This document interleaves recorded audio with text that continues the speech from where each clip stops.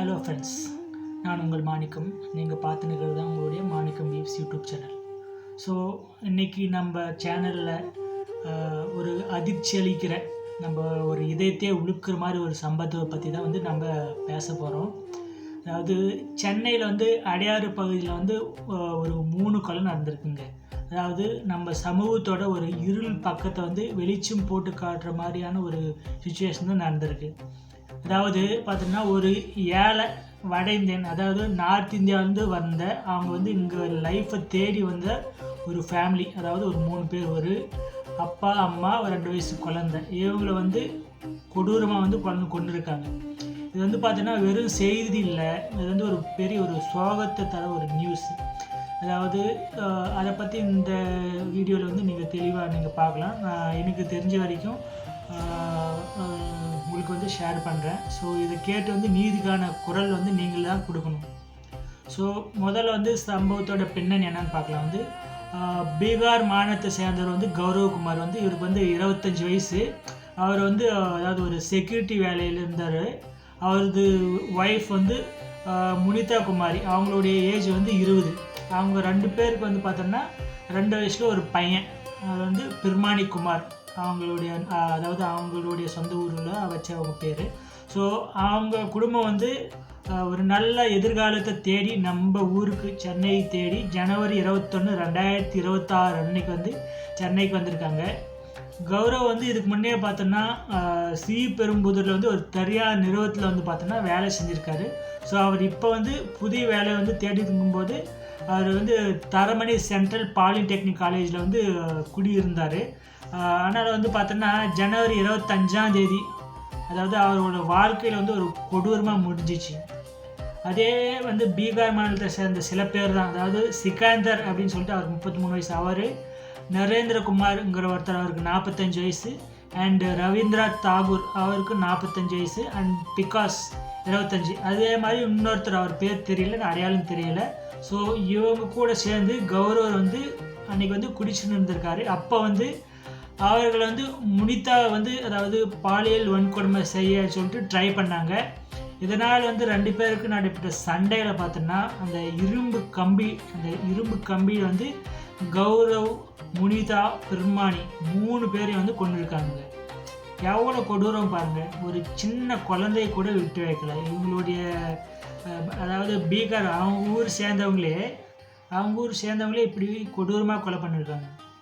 So ஜனவரி 26ஆம் தேதி காலையில் பார்த்தோன்னா அடையாறு இந்திரா நகர் முதல் அவனியில் ஒரு 2 சக்கர வாகனத்தில் அந்த ஷோரூமுக்கு முன்னாடி பார்த்தோன்னா ஒரு சாக்கு மூட்டை இருந்துச்சுங்க.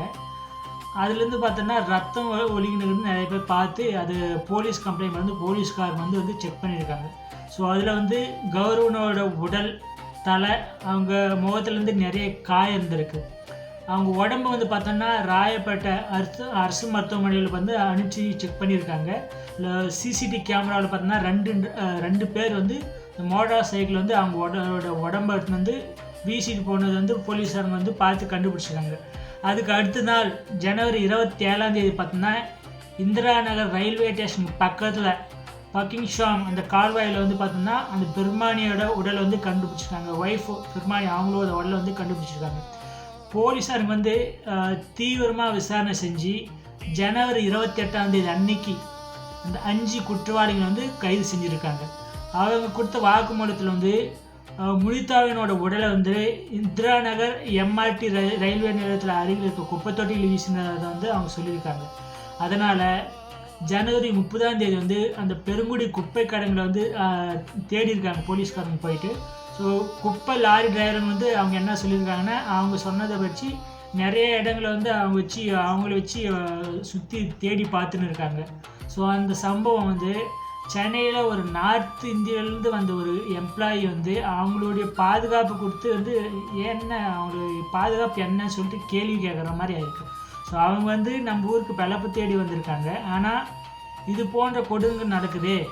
போலீஸாரங்க இது சமூக வெறுப்பு இல்லை, அது சமூகம் வெறுப்பு பண்ணதான் இல்லை, அவங்களுடைய ஆளுங்களே அவங்களுக்குள்ளே நடந்த ஒரு வாக்குவாத சண்டை தான். தமிழ்நாடு அரசு உண்மையாக அதை சரிபார்த்து வராங்க. ஸோ தவறான தகவலாம் வந்து நீங்கள் பரப்பாதீங்கன்னு சொல்லிட்டு போலீஸ்காரங்க நம்மளுக்கு வந்து சொல்லிட்டு வராங்க. ஸோ நினச்சி பாருங்கள், ஒரு இளம் தம்பதி, அதாவது அவனுக்கு வந்து 24 வயசு தான் ஆகுது, அந்த பொண்ணுக்கு 20 வயசு தான் ஆகுது, இந்த குழந்தைக்கு வந்து 2 வயசு தான் இருக்குது. அவங்க வந்து ஒரு புது வாழ்க்கையை தேடி அங்கே தொடங்கினதுக்கப்புறம் நம்ம ஊரை தேடி வந்திருக்காங்க. ஆனால் மது போதையில் வந்து அந்த வெறி பிடிச்ச கும்பல் வந்து அவங்கள அழிச்சிட்டாங்க. முனிதா மீது வந்து வன்கொடுமை முயற்சி, இது வந்து எவ்வளோ ஒரு அவமானம். அந்த சின்ன குழந்தை அது வந்து என்ன பாவம் செஞ்சிச்சு, அவங்களோட கனவுங்க நம்பிக்கை எல்லாமே வந்து செதுந்து போயிடுச்சு. பீகாரில் இருக்க அவங்களோட குடும்பம் எவ்வளோ வழியில் இருக்குங்க. நம்ம எல்லாரும் வந்து அவங்களுக்காக கொஞ்ச நேரமாவது பிரார்த்தனை செய்ய வேண்டும். இந்த சம்பவம் பார்த்தோன்னா தமிழ்நாட்டில் வந்து சட்ட ஒழுங்கு சீர்கேடு வந்து செய்யப்படுறதா வந்து நான் சொல்லிட்டு வராங்க. அதாவது அதிமுக பொதுச் செயலாளர் எடப்பாடி கே பழனிசாமி நம்ம திருத்தணியில் மகாராஷ்டிரா இளைஞர் தாக்கப்பட்ட சில நாட்களுக்கு பிறகு வந்து இப்போ வந்து இந்த மாதிரி வட இந்திய மாநிலத்தை வந்து அந்த குடும்பம் முழுவதுமே கொல்லப்பட்டிருக்கே, இதை குறித்து வந்து திமுக மேலே வந்து ஒரு ஒழுங்கு அலட்சியத்தை காட்டுதுன்னு சொல்லிட்டு அந்த ட்வீட் செஞ்சுருக்காருங்க நம்ம எடப்பாடி பழனிசாமி. அவர் வந்து சென்னை தரமணி பாலிடெக்னிக் காலேஜில் வந்து பீகார் மாநில இளைஞர் கௌரவ்குமார், அவரது மனைவி மற்றும் 2 வயது குழந்தை எல்லாம் 3 பேர் வந்து கொடூரமாக கொல்லப்பட்டிருக்காங்க. சம்பவம் வந்து ரொம்ப வந்து அதிர்ச்சி ஏற்படுது அப்படின்னு சொல்லிட்டு டிவி பண்ணியிருக்காங்க. நம்ம டிவிக்கு தமிழக வெற்றி கழகம் டிவிக்கு வந்து தமிழ்நாடு அரசு வந்து தூக்கத்திலிருந்து எழவே இல்லை, பெண்கள் மற்றும் குழந்தைகள் மீதான குற்றங்கள் வந்து தினமும் நடந்து இருக்குது அப்படின்னு சொல்லிட்டு அவரை வந்து கண்டிச்சிருக்காரு. திமுக எம்பி வந்து கனிமொழி கருணாநிதி வந்து சோகத்தை வெளிப்படுத்தி குற்றவாளிகளுக்கு வந்து கடும் தண்டனை வேண்டும்னு சொல்லியிருக்காங்க. அதனால் என்டிகே தலைவர் சீமா வந்து பாஜகவோட அண்ணாமலை, பாமகவோட அன்புமணி ராமதாஸ் எல்லாருமே வந்து அதுக்கு எதிராக வந்து கண்டனம் வந்து தெரிவிச்சிருக்காங்க. ஸோ இது மாதிரி சம்பவம் வந்து நம்ம சமூகத்தில் உள்ள பிரச்சனையை வந்து சுட்டி காட்டுது. மது போதை, பாலியல் வன்முறை, வட இந்திய, அதாவது நம்ம நார்த் இந்தியன்ஸ் மேலே அவங்க மீதான வெறுப்பு எல்லாமே வந்து தடுக்கப்படணும். அதாவது நம்ம தமிழ்நாடு வந்து எல்லாருக்கும் பாதுகாப்பான ஒரு இடமாகவும் இருக்குன்னு சொல்லிட்டு இதை நம்ம மூலமாக சொல்லிக்கிறோம். போலீஸார் வந்து விரைவாக வந்து செயல்படணும், ஆனால் நீதி வந்து விரைவில் அவங்களுக்கு கிடைக்கணும். நண்பர்களே, இது வந்து என்னை உழுகுன வந்து ஒரு சின்ன ஒரு கசப்பான ஒரு கஷ்டமான சோகமான ஒரு ஸ்டோரி. அந்த குடும்பத்தோட வழியை வந்து நானும் உணர்றேன், நீங்களும் உணரணும். நீதிக்காக போராடுவோம். இந்த வீடியோ வந்து ஷேர் பண்ணுங்கள், கமெண்ட் பண்ணுங்கள். அடுத்த வீடியோவில் சந்திப்போம். நன்றி, வணக்கம்.